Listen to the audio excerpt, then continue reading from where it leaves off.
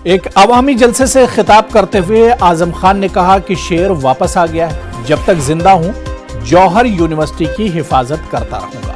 उन्होंने कहा कि जेल की सोबतें बर्दाश्त करने के बाद भी पैरों पर खड़ा हूं। सौदा तो नहीं कर लेंगे आप, मेरे बच्चों के मुस्तकबिल का सौदा तो नहीं कर लेंगे आप, आने वाली नस्लों के कल से तनाव होगा तो नहीं करेंगे आप। मैं अपने जीते जी इंशाअल्लाह जौहर यूनिवर्सिटी को बर्बाद नहीं होने दूंगा, या तो मैं ही रहूंगा या यूनिवर्सिटी रहेगी।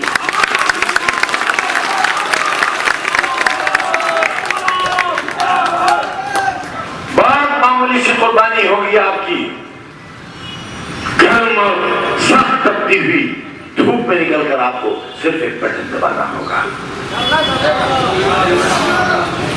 याद करें आप, army chief general Manoj Pande ने वाजे कर दिया है कि अग्निपथ प्लान को वापस लेने या इस पर दोबारा गौर किए जाने का सवाल ही पैदा नहीं होता।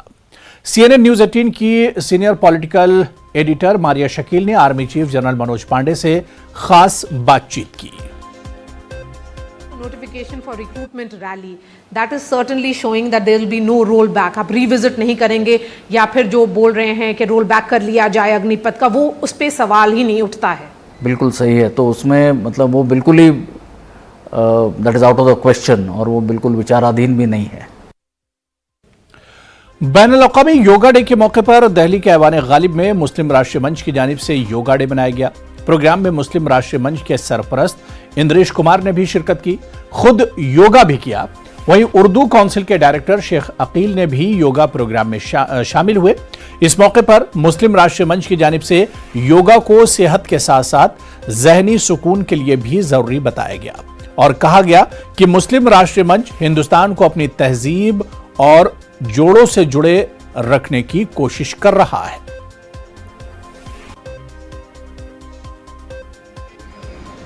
आज सारा विश्व 8वां योग दिवस मना रहा है।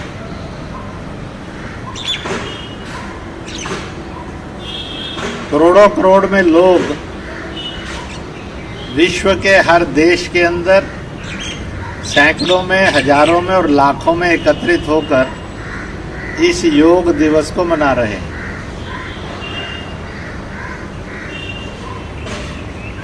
योग और प्राणायाम यह शरीर यानी जिस्म, मन बुद्धि यानी दिल दिमाग और आत्मा यानी रूह, इन सब का उपचार करने का, इलाज करने का सस्तातम और सरलतम मार्ग है। देखिए, एक पुरानी कहावत जाती है कि अगर आपका दिमाग और आपका जो बदन है, जो तन है, वो स्वस्थ है तो आप आगे बढ़ सकते हैं, अपने परिवार को आगे ले जा सकते हैं और अपने समाज को आगे ले जाते हैं। 2 साल की कोविड ने भी, कोरोना वायरस ने भी पूरी दुनिया को बंद कर दिया था। हम बच्चों को भी इसके लिए नहीं जिम्मेदार ठहरा सकते हैं, पर योग बहुत ज़्यादा ज़रूरी है एक स्वच्छ दिमाग, एक अच्छा सोचने वाले दिमाग को आगे लाने के लिए, जिसकी वजह से आप अपने दिमाग खोलते हैं, आप अच्छी बातें सोचते हैं, समाज में अच्छा कार्य करते हैं और साथ ही साथ ये हमारे देश में बहुत सालों से, पीढ़ियों से चलती आ रही है। मध्य प्रदेश के आज़मीन हज 25 जून को होने वाली फ्लाइट के लिए कल सूबे के मुख्तलिफ मकामात से मुंबई के लिए रवाना होंगी। एमपी के आज़मीन हज के मुक़द्दस सफ़र के लिए परवाज़ 25 जून से शुरू होगी। मुंबई हज हाउस में जगह की कमी और कोरोना के बढ़ते मामलात को देखते हुए एमपी हज कमेटी ने सूबे से जाने वाले आज़मीन हज को हिदायत जारी की है कि वह आज़मीन हज के साथ मुंबई कम से कम तादाद में पहुंचाने के लिए जाएं। हज कमेटी के सेक्रेटरी सैयद शाकिर अली जाफरी ने एक प्रोग्राम के साथ एक अटेंडेंट के मुंबई हज हाउस जाने की अपील की है ताकि आज़मीन हज के लिए इंतजामात को बेहतर बनाया जा सके। हाजी सभी हाजी साहिबान से हमारी गुजारिश है कि एक हाजी के साथ में एक लोग ही बहुत कम से कम मात्रा में जाएं। मेरी गुजारिश है कि ना जाएं, क्योंकि कोविड-19 का हमको सबको पालन करना है और हज हाउस में भी मुंबई में बहुत लिमिटेड जगह है। तो अगर एक हाजी के साथ में 10-15 लोग अगर चले गए तो वहाँ मैनेजमेंट बिगड़ेगा। तो मेरा आप सभी लोगों से गुजारिश है, सभी हाजी साहिबान से, कि जो कवर नंबर के साथ में जितने लोग हैं वहाँ पे आप राब्ता कायम करें, वहाँ रुकें, और ज़्यादा तादाद में जाएंगे तो हो सकता है असुविधा का सामना करना पड़े, मैनेजमेंट बिगड़ेगा वहाँ पे। तो मेरी सभी से दरख्वास्त दोबारा है कि आप कम से कम हाजी लो साहिबान को अपने मेन पॉइंट से रवाना करें, अपने ज़िलों से रवाना करें, अपने संभाग से रवाना करें, और मुंबई कम से कम लोग संख्या में जाएं, खासकर हाजी लोग ही जाएं तो ज़्यादा बेहतर है। बिहार के वज़ीर आला नीतीश कुमार के हुक्म पर महकमे अक़लियती फ़लाह के वज़ीर जमा खान आज़मीन हज को रुख़सत करने कोलकाता गए हैं। जमा खान ने न्यूज़ 18 से बात करते हुए कहा कि आज़मीन को बेहतर सहूलियात फराहम करने की कोशिश की गई है। कोलकाता में भी बिहार के आज़मीन हज को वही सहूलियत मुहैया है जो माजी में पटना के हज भवन में सहूलत मिलती थी। कल मैं सुबह निकल रहा हूँ माननीय मुख्यमंत्री जी के निर्देश पर, और आप जानते हैं कि हमारे माननीय मुख्यमंत्री जी के निर्देश पर पूरी व्यवस्था अरेंजमेंट किया गया है। पहली बार कलकत्ता से उड़ान हो रहा है हमारे बिहार के वासियों का, बिहार के भाइयों का। तो हमारे माननीय मुख्यमंत्री जी ने हर व्यवस्था का अरेंजमेंट किया है, यहाँ तक कि यहाँ से हम लोग ट्रेन का बोगी भी 2 बोगी भी लगा हुआ है जो कि उनको वहाँ पे छोड़ेगा कलकत्ता में। उसकी सारी व्यवस्थाएं, सारे खर्च हमारी सरकार करेगी। और वहाँ कलकत्ता के अंदर भी खाने का, पीने का, रहने का माननीय मुख्यमंत्री जी के निर्देश पर हम सब लोग कर रहे हैं, उसको डिपार्टमेंट कर रही है। और हम लोग चाहते हैं कि जितने भी हाजी लोग हैं जा रहे हैं उनको कोई भी प्रॉब्लम ना हो, कोई परेशानी ना हो, हर व्यवस्था हम कर दिए। उसके बावजूद माननीय मुख्यमंत्री के निर्देश पर मैं कल पहुंच रहा हूं, और कल से लेकर 24 तारीख तक मैं रहूंगा। और 24 तारीख को चूँकि हमारे यहाँ ये आप जानते हैं कि सदन शुरू हो रहा है, फर्स्ट दिन पहला दिन है, सुबह में फ्लाइट से मैं यहाँ पहुँच जाऊँगा, और यहाँ फिर लगातार 30 तारीख से सदन है। उससे पहले सारी व्यवस्था करने के लिए निर्देशित किया गया है। हमारे जो नेता हैं, हमारे लोकप्रिय नेता हैं, उनके द्वारा मैं पहुँच रहा हूँ।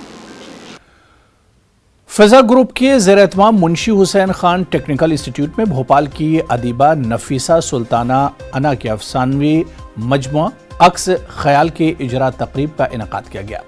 इजरा तकरीब में भोपाल के मुमताज़ उर्दू अदीबों ने शिरकत की और नफीसा सुल्ताना के अफसानों के फ़न और इसके मौज़ूआत पर अपने ख्यालात का इजहार किया।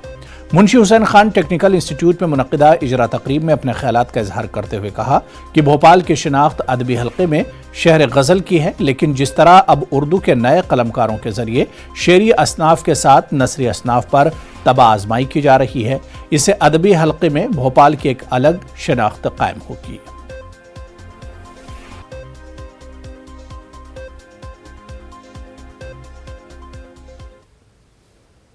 ख्याल में 22 अफसाने हैं, और जो पढ़ेगा तो कारी को पता चलेगा कि 22 अफसानों में 22 ही टॉपिक तकरीबन लिए हुए हैं। जो इंसान की ज़िंदगी के जो मसले हैं, घरेलू मसले हैं या तालीम के मसले हैं या जनरेशन गैप के मसले हैं, उनको मैंने लेने की कोशिश की है। और कितनी कामयाब हुई हूँ वो तो अब जो माहिर अदब के माहिर लोग हैं वो आज बताएंगे। उन्होंने किताब मेरी इकबाल मसूद साहब ने, नुसरत मेहंदी साहिबा ने। जी हाँ, मैंने कोविड का इस तरह फ़ायदा उठाया कि मुझे 1.5 साल मुझे मिला, तो मैंने ये पूरी किताब हमारी तैयार होके जब लॉकडाउन खुला तो आ चुकी थी। तो ये वक्त का थोड़ा सा मुझे फ़ायदा मिला लॉकडाउन के। ये अफसानों की कई किस्में होती हैं। एक अफसाना वो होता है जो ज़िंदगी को जी के जो लिखा जाए और जिसमें तख़य्युलात का कम ताल्लुक़ रहता है, तस्वुरात का कम रहता है, और जो एहसासात हमारे साथ गुज़रे रहते हैं उनको लिखना एक अलग तरीक़ाकार है। इनके तमाम अफसाने में जो कुछ भी अफसाने हैं वो ऐसा है कि उनकी आप बीती हैं ज़्यादातर, कहीं पे तसव्वुर, तख़य्युल और ज़ाती की कहीं पे कोई मिसाल नहीं, बहुत सच्चाई भरे अफसाने हैं। और उन्होंने जो भी वाक़े बयान किए हैं वो ऐसा लगता है जैसे कि उन्होंने बाकायदा ज़िंदगी जी है या उन पर ये वाक़यात गुज़रे हैं, इसलिए ज़्यादा सच्चे और अच्छे अफसाने बन गए हैं। ये अक्स ख्याल की ख़ास बात है। सबसे ख़ास बात तो ये है कि एक नस्र निगार, अफसाना निगार हमारे सामने मुतारिफ़ हो रहा है। भोपाल जो शहर गज़ल है, ये शहर दास्तान कभी भी नहीं था। शहर अफसाना कहने में भी झिझक महसूस होती है, लेकिन नई नस्ल जो हमारे सामने आ रही है उनसे उम्मीद है कि एक बार ये शहर अफसाना भी बनकर रहेगा। मैं मुबारकबाद देता हूँ इनको, अपनी किताब लेके आए, अफसाने हैं इसमें। ये अफसाने मौजूदा ज़माने की बहुत सी बातों की अक्कासी कर रहे हैं। कैसा लिखा है, क्या लिखा है, मेरी दरख्वास्त है लोगों से कि वो पढ़ें, फ़ैसले ख़ुद करें। कहानी के फ़ैसले तो ख़ुद ही करना पड़ेंगे, शायरी नहीं है कि आपने सुनी और वाह वाह कह दिया।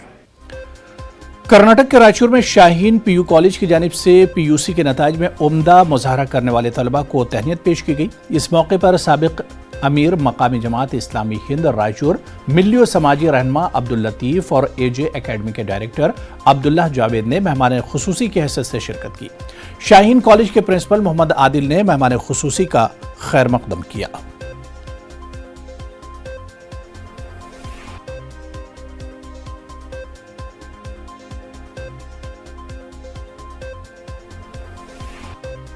ये दिन मेरे लिए काफ़ी मसरत का दिन है। यहाँ शाहीन पीयू कॉलेज में मैं 2 टॉपर्स के बीच में खड़ा हूँ अल्हम्दुलिल्लाह।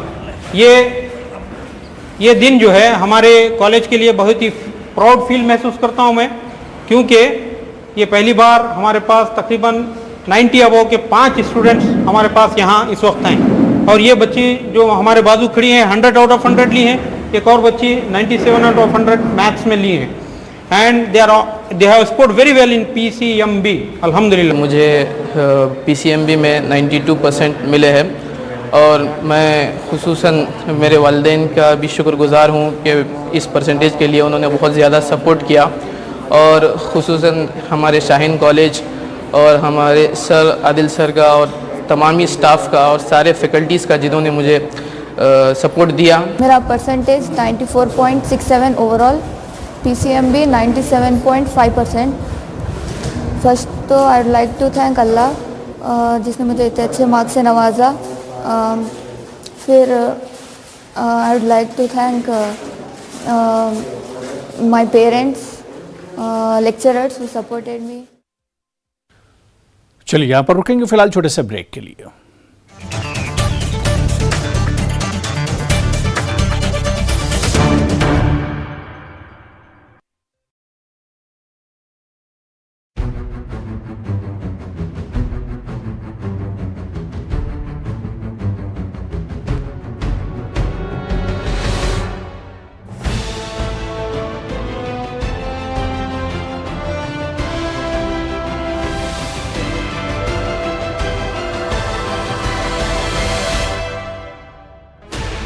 Sixteen channels, 15 languages, 26 states, 1,200 plus reporters, 66.9 crore viewers. India's largest news network, News 18 Network.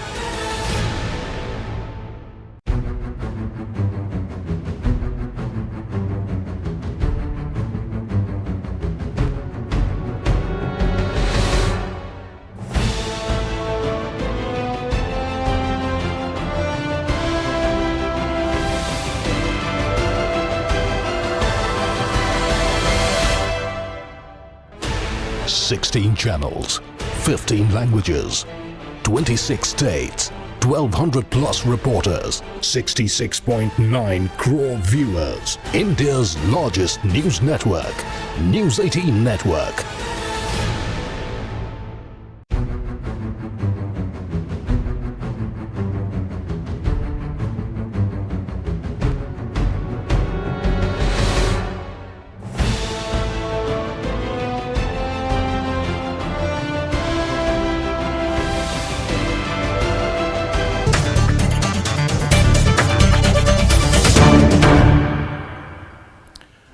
MPPSC इम्तिहान में कश्मीर को लेकर पूछे गए सवाल पर मध्य प्रदेश में सियासत शुरू हो गई है। कांग्रेस ने शिवराज सिंह हुकूमत को तनकीद का निशाना बनाते हुए पेपर बनाने वालों के खिलाफ मुकदमा दायर करने और मामले की आला सतह की जांच करने का मुतालबा किया। वहीं शिवराज सिंह काबीना के सीनियर वजीर विश्वास सारंग ने इस मामले को संजीदगी से लेते हुए MPPSC का पर्चा बनाने वाली कमेटी पर कार्रवाई किए जाने का ऐलान किया है। देश की PSC की परीक्षा में सवाल पूछा जा रहा है, क्या कश्मीर हमें पाकिस्तान को दे देना चाहिए? ये जो है रोज राष्ट्र प्रेम की कस्में खाने वाली सरकार के अंतर्गत प्रशासन की इतनी महत्वपूर्ण परीक्षाओं में अगर इस तरह के प्रश्न पूछे जा रहे हैं तो ये बताना चाहिए इस सरकार को और इसकी जांच करनी चाहिए कि ये किस एजेंडा का पार्ट है।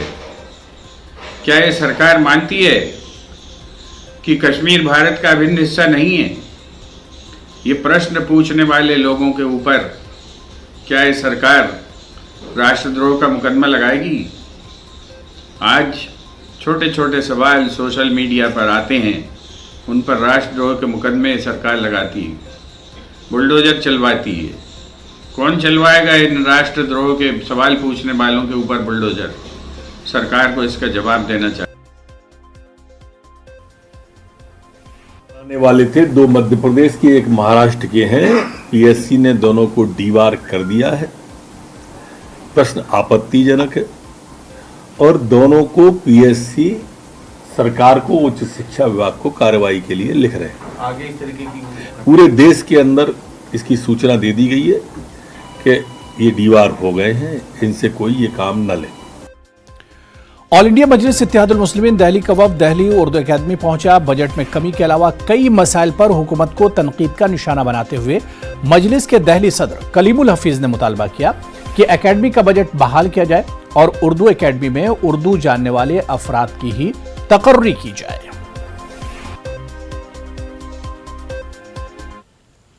हमारा ये सरकार से मुतालबा है, खास तौर से उर्दू के चाहने वालों को मुतालबा है कि आखिर आपको हमने जिता के सरकार में बिठाया है।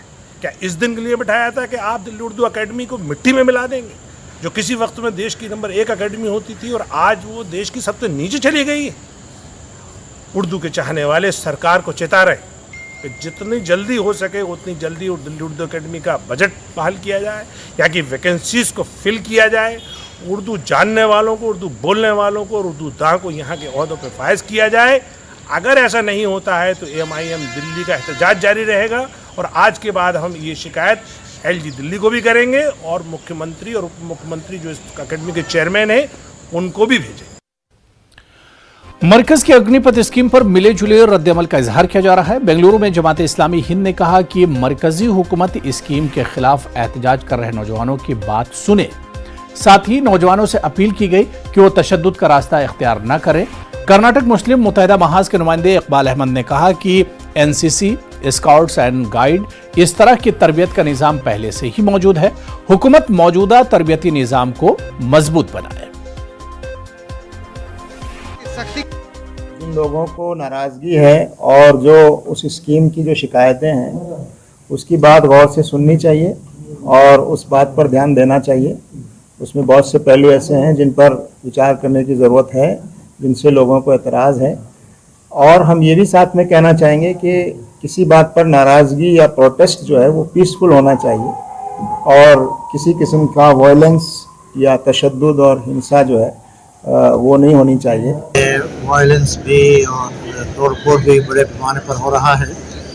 वायलेंस और तोड़फोड़ की तो हम मजम्मत करते हैं, मगर जिस स्पॉन्टेनियस अंदाज में मुल्क का नौजवान उठ खड़ा हुआ है,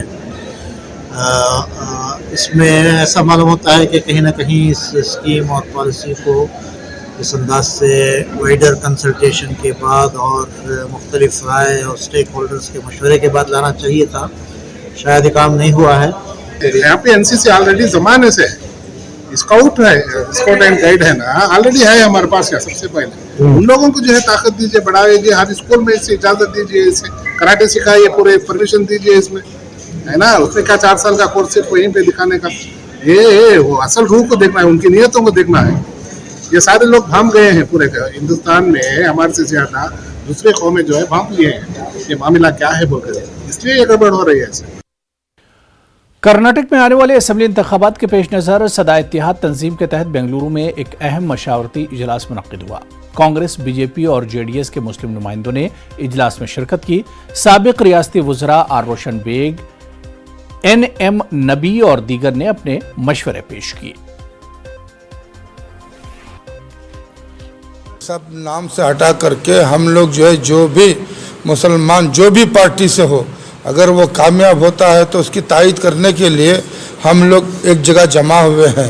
ये नहीं कि बीजेपी जनता दल वाले ने 18 दे दिए, कांग्रेस वाले ने 19 दे दिए और एक ही जगह पे उन्होंने दिया। अब ये आइंदा चलने वाला नहीं है। खाली टिकट ले लेना दे देना बड़ी बात नहीं है। आजकल क्या हो गया है कि जो भी नुमाइंदा होता है वो सिर्फ अकेला ही अपनी जायदाद समझ के उस पर हक जताता है।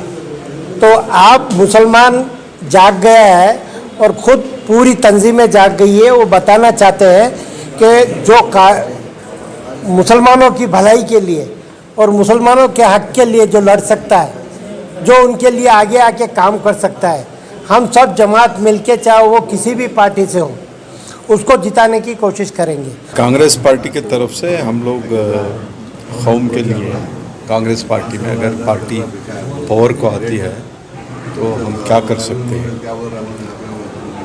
और चूंकि मैं कांग्रेस पार्टी का जनरल सेक्रेटरी हूँ और हमारे लिमिटेशंस है कोई भी भरोसा देने के लिए, इसलिए कि कांग्रेस पार्टी का मैनिफेस्टो बनता है। मैनिफेस्टो बनने से पहले हम सारी कम्युनिटीज़ को बुला करके उनके रिप्रेजेंटेटिव्स को बात करते हैं। जनूबी हिंद में उर्दू की इब्तदा, इर्तिका और मसाइल पर बेंगलुरु में कौमी सेमिनार होने जा रहा है। अगस्त के पहले हफ्ते में होने वाले सेमिनार के लिए तैयारियां शुरू हो चुकी हैं। अंजुमन तरक्की उर्दू कर्नाटक की जानिब से सेमिनार होगा। रोजनामा पासबान के एडिटर और अंजुमन तरक्की उर्दू के सदर उबैदुल्ला शरीफ ने कहा कि जनूबी हिंद में उर्दू जबान की तारीख को मंजर आम पर लाने की ये कोशिश है। वो लोग जब आते थे तो एक कॉमन ज़बान चाहिए थी उनको, तो वो जो है बोलते बोलते जो है उर्दू जो है बोली बन गई। और वहाँ से जो है बहमनी सल्तनत जब बीजापुर आई तो हैदराबाद कर्नाटक के इलाके में जो है इसकी इब्तदा भी हुई। तो ये नज़रियात हैं। तो हम चाह रहे थे कि माहिरीन सारे हिंदुस्तान से आए, रिसर्च जो करते हैं, क्योंकि इसके ऊपर ये होना चाहिए कि भी हिंदुस्तान में, जनूबी हिंदुस्तान में इसका क्या रोल रहा, कब इब्तदा हुई, जनूबी हिंदुस्तान में कब इब्तदा हुई, उसकी इर्तिका क्या है, उसका मुस्तकबिल क्या है, इसके ऊपर रोशनी डालने के लिए 2 दिन का सेमिनार शहर बेंगलोर में हम कर रहे हैं। हम हिंदुस्तान भर से तकरीबन 25-26 माहिरीन से बात हुई है, उनकी मंजूरी भी मिल गई है। उसमें साबिक सदर शोबे उर्दू ESV यूनिवर्सिटी तिरुपति के प्रोफेसर सत्तार साहिर साहब, प्रोफेसर सैयद सज्जाद हुसैन साहब साबिक सदर शोबे उर्दू मद्रास यूनिवर्सिटी, प्रोफेसर नसीमुद्दीन फरीद साहब साबिक सदर शोबे उर्दू मौलाना आज़ाद नेशनल उर्दू यूनिवर्सिटी हैदराबाद। और अब आइए नजर डालते हैं क्रिप्टो की समझ पर। आदाब।